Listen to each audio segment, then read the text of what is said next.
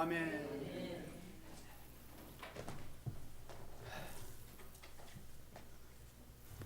요절 오늘의 말씀에서 그때에 내가 이르되 내가 여기 있나이다 나를 보내소서. 말씀의 제목도 이 말씀을 중심으로 내가 여기 있나이다 나를 보내소서. 본문에 보면은 하나님께서 높이 들린 보좌에 앉으셨는데 이 하나님은 그래서 주로 주께서 이렇게 기록이 되어 있으면은 여호와와 구별되는 하나님의 아들 예수님이시고 이 구약에도 계신 예수님, 더 올라가서 창세 때도 하나님과 함께 천지를 창조하신 예수님이시죠. 예수님의 모습을 보았습니다. 그리고 누가 나를 위하여 갈고 할 때에 내가 여기 있나이다 나를 보내소서. 오늘 이 말씀을 통해서 우리 자신이 하나님의 음성을 듣고 하나님 앞에 내가 여기 있나이다 자신의 주소를, 내 있는 위치를 말할 수 있는 복이 있으시기 바랍니다. 내가 어디에 있는가? 내 서 있는 위치가 어디 있는가? 내가 여기 있나이다.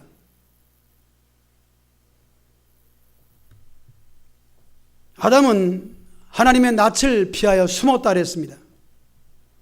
그것은 죄를 지었기 때문이죠. 물론 이사야도 죄인입니다. 그러나 분명히 그는 기도하는 가운데 하늘 보좌 높은 곳에 있는 예수님을 보았는데 그의 옷자락은 성전에 가득했다 그랬습니다. 예수님의 모습, 먼저 서론에서 이 예수님에 관한 이야기를 좀 하고 싶습니다.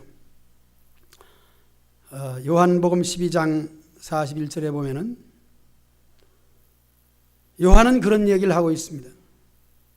예수님께서 많은 표적을 행하셨으나 사람들이 예수님을 믿지 않았다는 얘기를 합니다.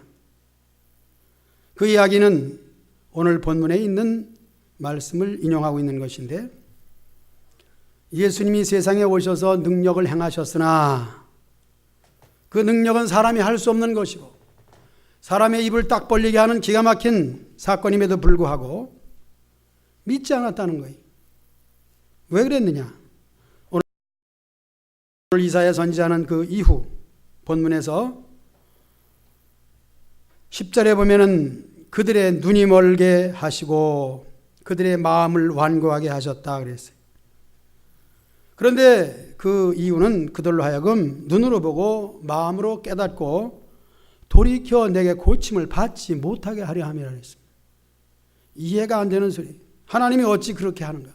선지자를 통해서 증거하게 하시면 그 증거를 보고 믿어야죠. 왜 그렇게 말씀하시는가?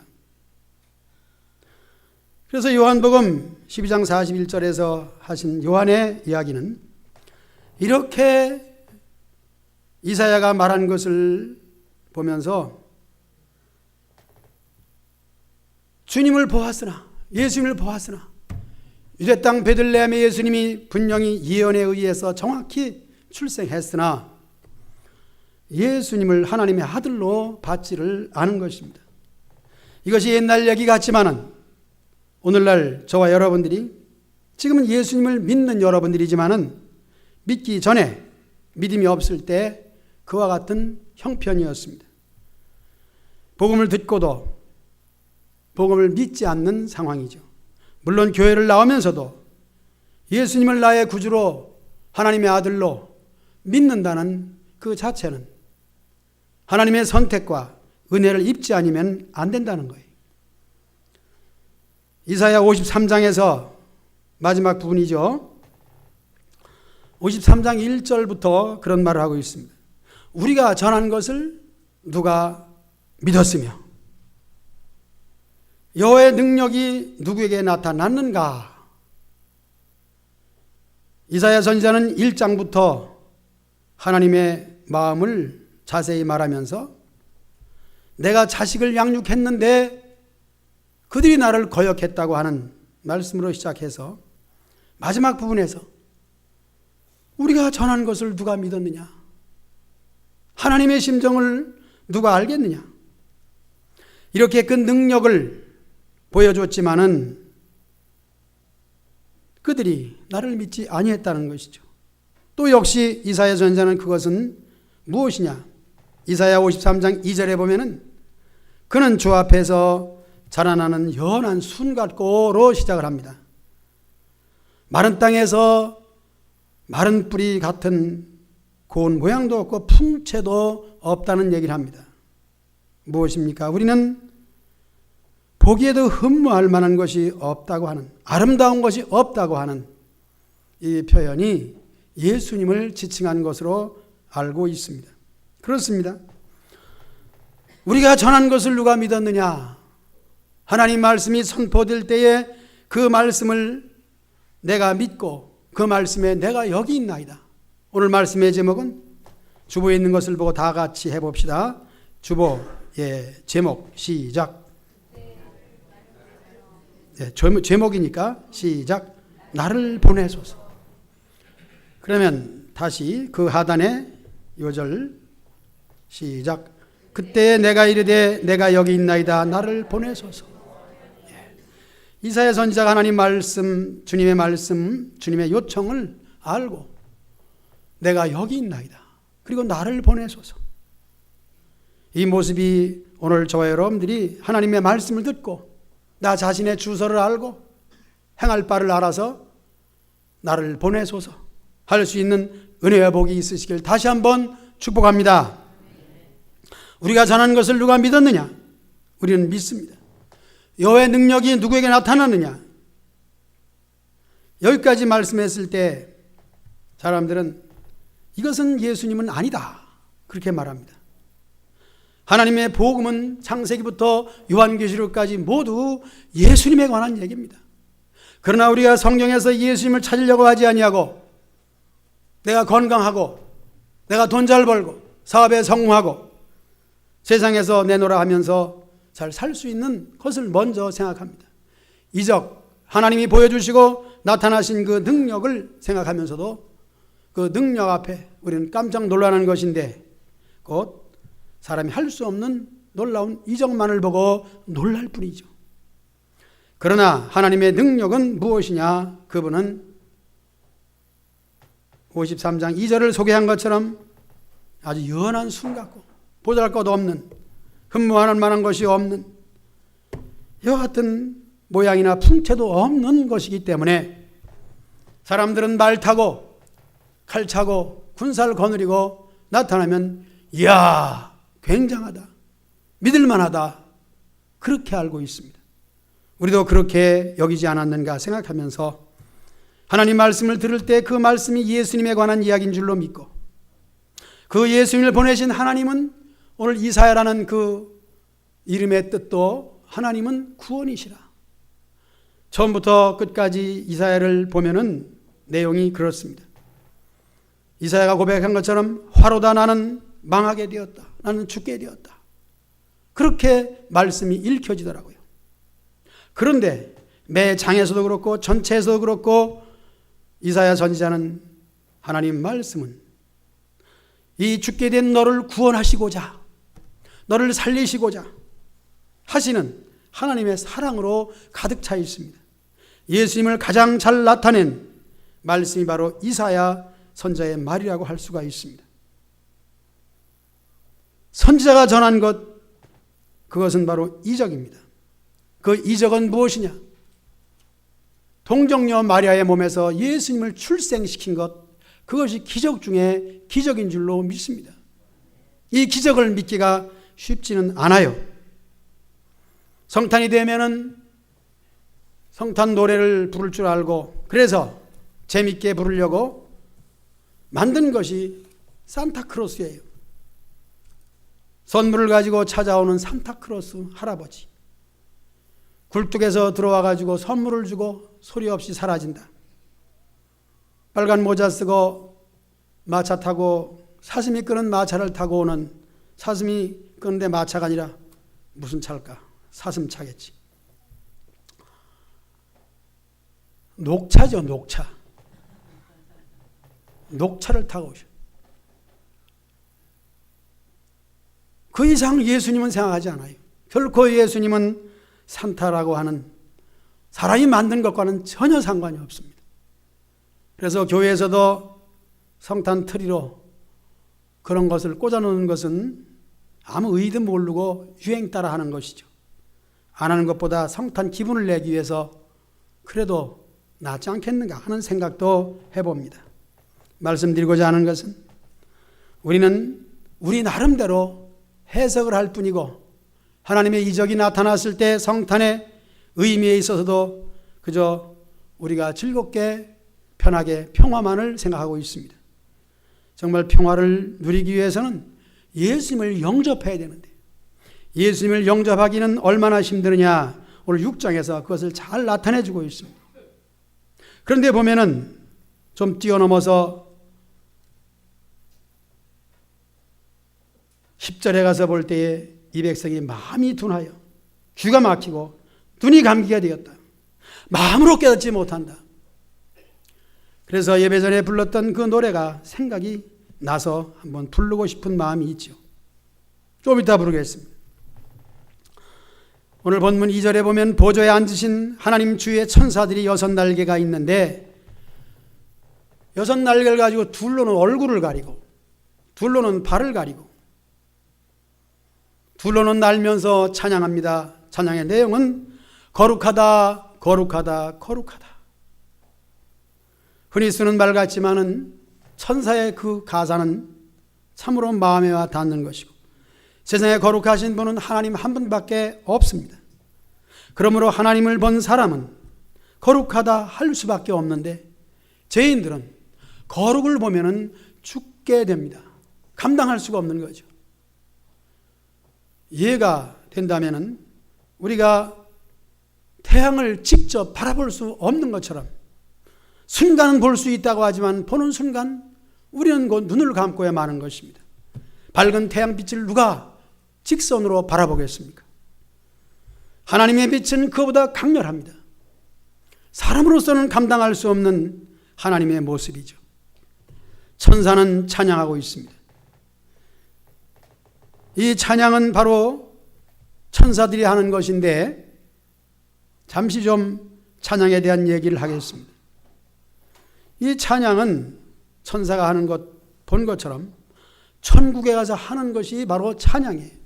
우리가 천국을 목표로 하여 신앙생활을 한다고 했을 때 천국 가서 뭐 하느냐? 세상에서는 그래요. 이거 해서 뭐 할래? 그거 해서 뭐 하고? 재밌는 말로 그래요. 그래도 정말 유익하다면 뭐 하긴 뭐 해? 쇠고기 사 먹지. 소고기가 제일 맛있나 봐요. 그래서 뭐 할래? 소고기 사 먹지.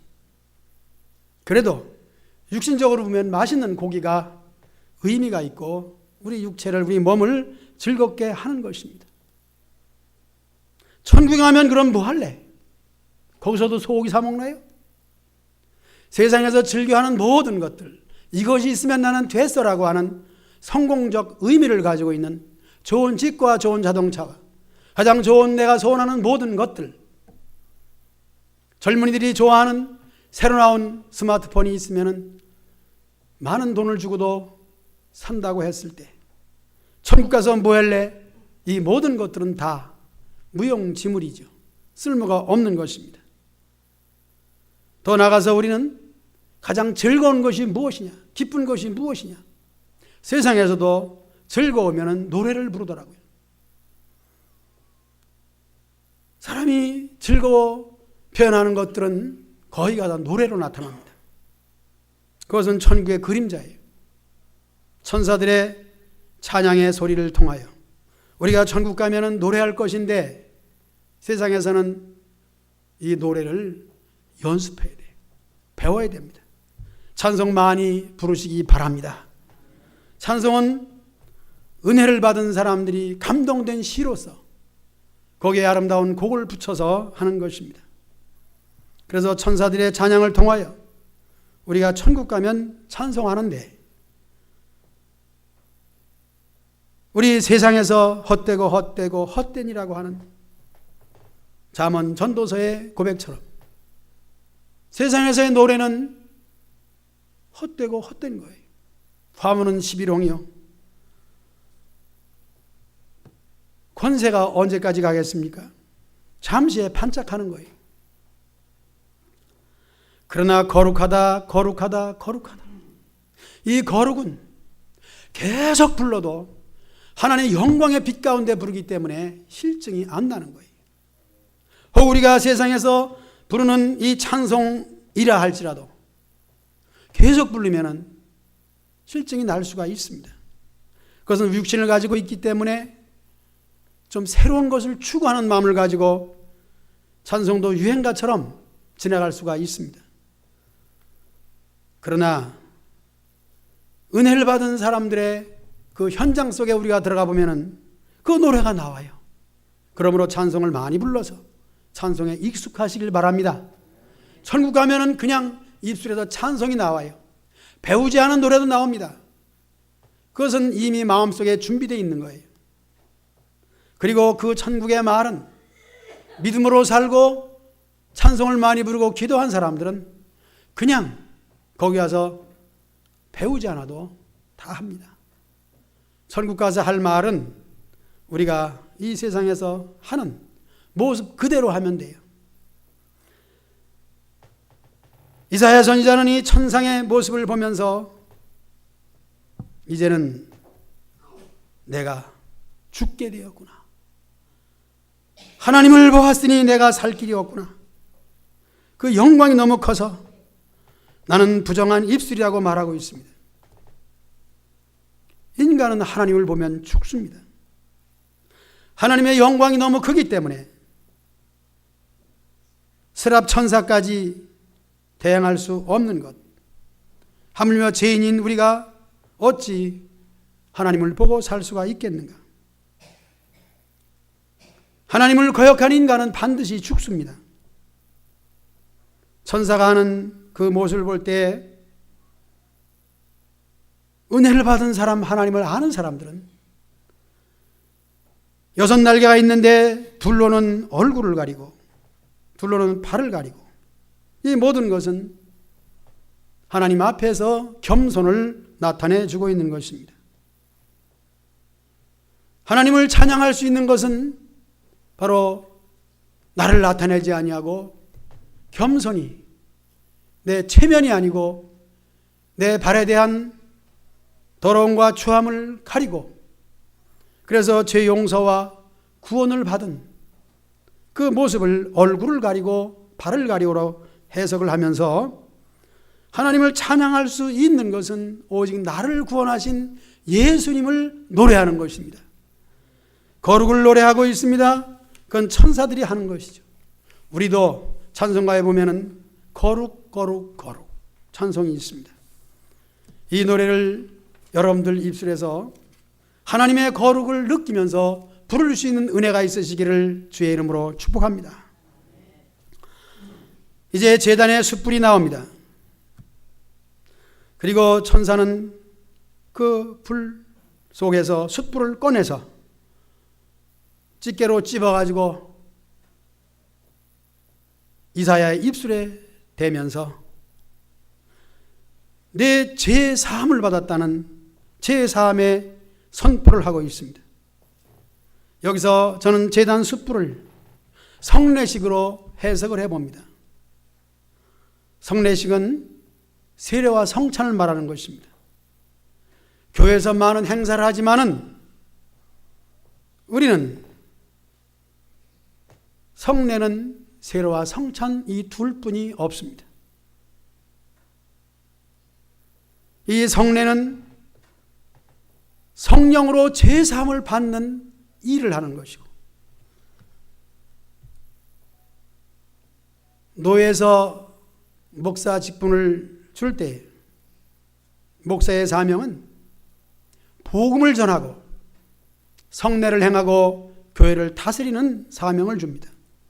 여기서 성례라고 하는 것은 예수님의 지키신 살과 흘리신 피를 우리가 기념하는 것, 바로 제단 숯불은 성례시라고 생각을 합니다. 그러므로 제단 숯불로 제사함을 받는 것은 성령으로 제사함을 받는 것이죠. 그러면 성령으로 제사함 받는 것은 무엇이냐? 제사함은 예수님의 대속을 믿으면 제사함 받는 것인데, 오늘 말씀해 보니까 들어도 귀가 막히고 보아도 눈이 멀었어요. 마음이 감동 안 돼요. 믿어지지 않는데요. 그러므로 제사함은 예수님의 대속을 믿으면 구원 받는데, 눈이 감겨 있고 귀가 멀어 있고 마음이 닫혀 있는데 믿어지지 않거든요. 그러므로 그것을 믿게 하는 것은 무엇이냐?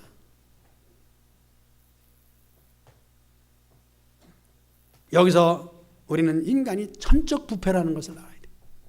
사람은 아무리 노력을 해도 구원이라고 하는 구자도 몰라요. 노력하면 노력할수록 우리 속에서는 교만만 올라와요. 돌을 많이 닦고 수양을 많이 할수록 교만해집니다. 인간은 구원의 길을 찾을 수가 없어요. 그러므로 제사함이라고 하는 것은 믿어야 되는데, 이 믿는 것은 하나님의 감동 없이는 믿어지질 않아요.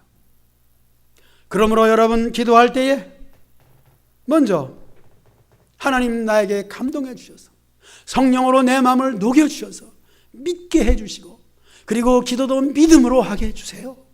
그렇게 기도하시기 바랍니다. 우리는 믿음의 생활하면서 봉사도 합니다.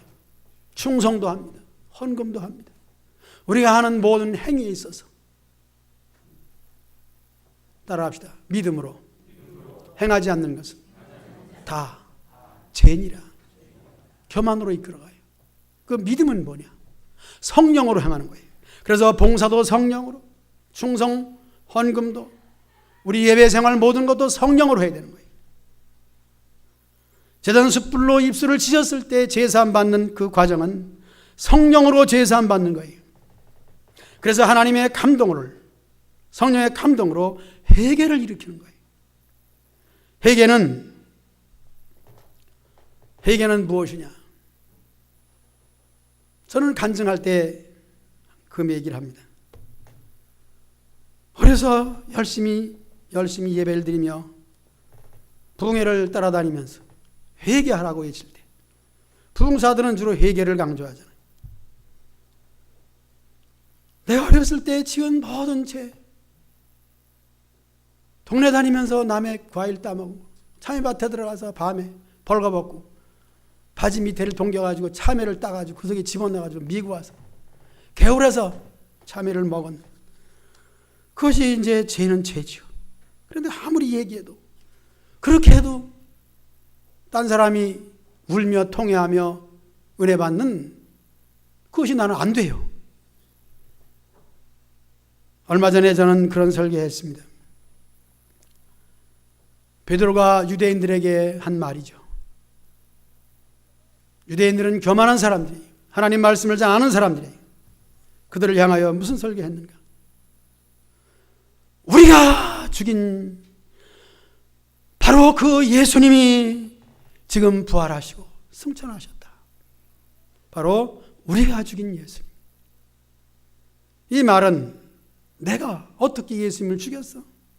나는 그 자리에 있지도 않았는데. 정말 진정한 회개는 내 죄로 인하여 죽은 예수님이 깨달아져야 되는 거예요. 여기까지 이르러야 되는 거예요. 물론 사사로이 지은 모든 죄, 인간의 모든 죄와 잘못도 회개해야죠. 매일매일 회개해야 됩니다. 그러나 진정한 회개는 예수님을 내가 십자가에 못 박았나이다. 이와 같은 회개가 여러분들에게 있으시기를 주의 이름으로 축복합니다. 평생 예수님을 믿고 교회 다녀도 이러한 회개가 있지 않는다면 우린 예수님과 상관이 없는 거예요. 이사야 선지자의 간곡한 이 복음의 내용이 내가 여기 있나이다 나를 보내소서 하는 이사야의 간곡한 자신의 충성, 헌신과 순종의 마음을 표현한 것처럼 우리가 예수님을 만나고 예수님이 십자가에 죽으신 것은 바로 내가 죽인 것입니다. 내가 예수님을 십자가에 못 박았나이다 라고 하는 고백이 있으시기를 다시 한번 축복합니다. 제단 숯불이 내 입술에 닿았을 때에 구속하신 하나님의 은혜를 믿고 자신의 것으로 수납하는 거예요. 받아들이는 거예요. 복음 전할 때 주로 사형리를 쓰게 되죠. 마지막 단계는 예수님을 믿습니까? 믿는다면 우리 기도합시다 하면서 영접 기도를 하죠. 바로 그 영접이 수납이에요. 예수님을 내가 영접했다면 형식적인 공식적인 이와 같은 기도의 절차도 필요하지만 어느 순간 우리는 기도하는 가운데 성령으로 감동을 받았어. 예수님을 진정 내가 십자가에 못 박았나이다 라고 하는 제사함의 은총이 저 여러분들에게 있으시기를 다시 한번 축복합니다. 8절에 제단 숯불로 입술을 찢어서 속죄 예식을 거친 선지자 이사야는 소명을 받아요. 내가 누구를 보내며 누가 우리를 위하여 갈꼬? 이사야의 응답을 우리 성경을 보면서 같이 읽어 보겠습니다.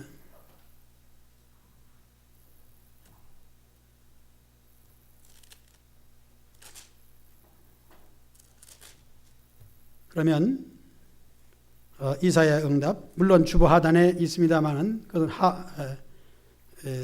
한 부분만 기록하는 것이고 전체를 우리 8절, 7장 8절, 6장 8절 다 같이 시작. 내가 또 주의 목소리를 들으니 주께서 이르시되 내가 누구를 보내며 누가 우리를 위하여 갈꼬 하시니 그때 내게 이르되 내가 여기 있나이다 나를 보내소서 하였다니. 아멘. 내가 여기 있나이다 나를 보내소서.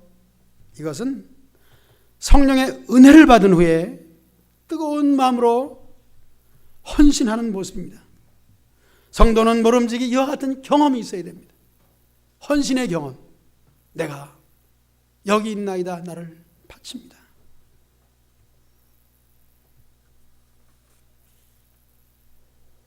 이번 도에도 목사 임직을 받는 분들이 있었습니다.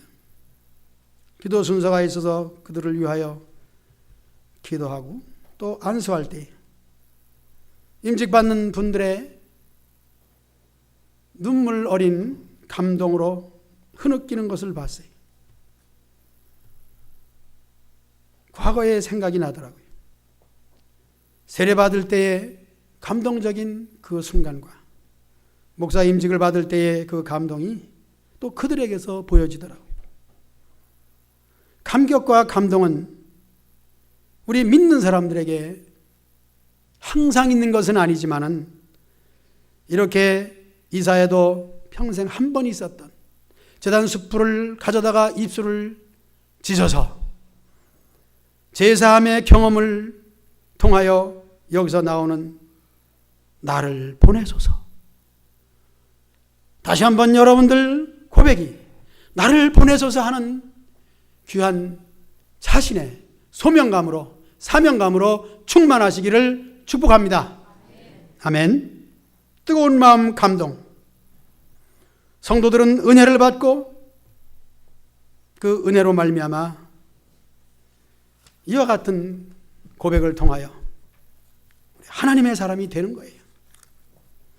이사야 선지자는 하나님께서 자신을 새롭게 세우시는 이유를 유대인들에게 전해야 되는데 이미 말씀한 것처럼 믿기 힘든 말씀, 내가 전하지만 그들은 안 믿는다.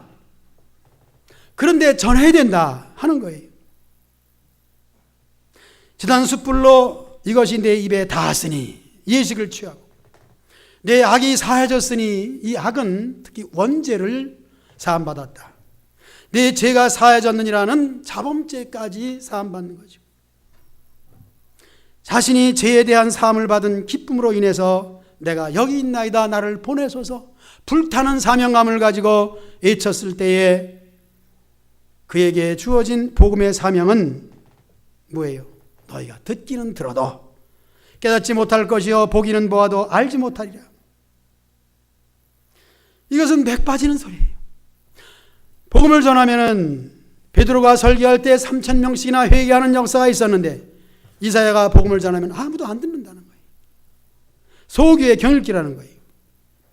바로 그것은 제사함을 받지 못하는, 성령 받지 못한 사람들의 모습이 귀가 막히고 눈이 멀고 가슴이 답답한 막혀있는 상태를 말합니다.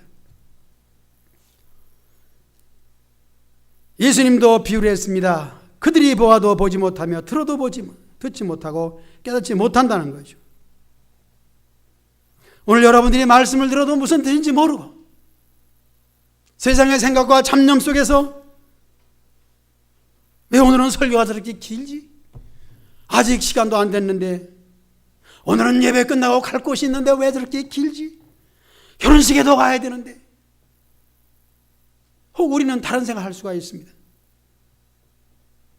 그러나 우리는 생각을 고쳐먹고 지금은 설교 시간이지 말씀이 내 귀에 들어오도록 우리 힘써야 되는 거예요. 우리 노력이 필요한 거예요. 이성을 찾아야 돼요.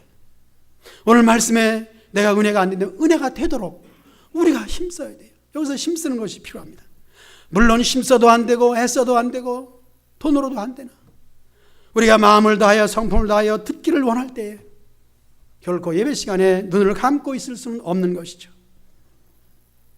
오후 설교 시간에는 낮 시간에 피곤해서 그런지 눈 감은 사람들이 몇 명이 보입니다. 저도 피곤해서 오후에는 많이 졸음이 옵니다. 이해를 합니다. 그때마다 우리는 말씀이 귀에 들어오도록 그리고 보았을 때 그것이 나의 감동되도록 눈의 것이 가슴까지 내려오도록 귀로 들은 것이 내 가슴을 울리도록 그래서 마음으로 믿어 의에 이르고 그것을 내가 입으로 시인할 수 있는 내가 여기 있나이다 나를 보내소서 구원에 이를 수 있는 여러분 되시기를 축복합니다. 하나님의 말씀이 믿어지지 않는 이유는 자신의 완악함 때문이에요. 욕심과 고집으로 어두워졌기 때문이에요. 내 어두워진 것을 밝히지 아니하면 평생 교회 나와서 말씀을 들어도 은혜를 못 받아요. 은혜는 뭐냐? 깨달아지는 거잖아요. 뭘 깨달아요? 예수님이 나에 위하여 십자가에 죽으셨다는 것을 깨달을 수 있는 은혜 있으시기를 바랍니다. 우리는 세상에서 용서하지 못할 일들이 많이 있어요. 저는 그 대표적인 예로서 항상 만만하게 송아지곡이라고 두 사람이 싸울 때 침을 뱉었대.